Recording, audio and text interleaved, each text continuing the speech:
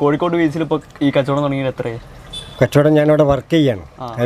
19 വർഷമായി. ഈ 19 കൊല്ലം മുമ്പ് കോഴിക്കോട് ബീച്ച് എങ്ങനെയായിരുന്നു?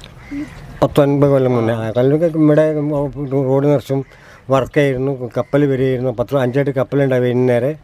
പിന്നെ അതുകൂടാതെ അറബികൾ, പിന്നെ ഇവിടെ ഇവിടെ ഈ ഭാഗ ജീവിതശൈലി അതായിരുന്നു. ഇപ്പോഴാണ് ഇവിടെ മാറിപ്പോയത്. അതിന് മുന്നേയൊക്കെ ഇതുകൊണ്ട് ഇനി ഒരുപാട് ആൾക്കാരും റോഡും ഫുള്ളാൾ മറ്റേ ഒരു വരെയായിരുന്നു. എന്താ പറയുക, ഇങ്ങനെ കപ്പൽ ഒരു കോഴിക്കോടിൻ്റെ ഒരു ബിസിനസ് സ്ഥലമായിരുന്നു ഒരു 50 വർഷം മുന്നേ ഇവിടെ. അന്നൊക്കെ നല്ല കച്ചവടം ഉണ്ടായിരുന്നു. നല്ല കച്ചവടം ഉണ്ടായിരുന്നു.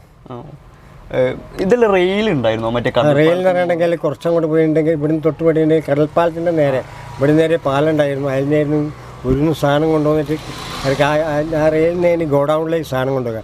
റെയിൽ എന്ന് പറഞ്ഞാൽ 2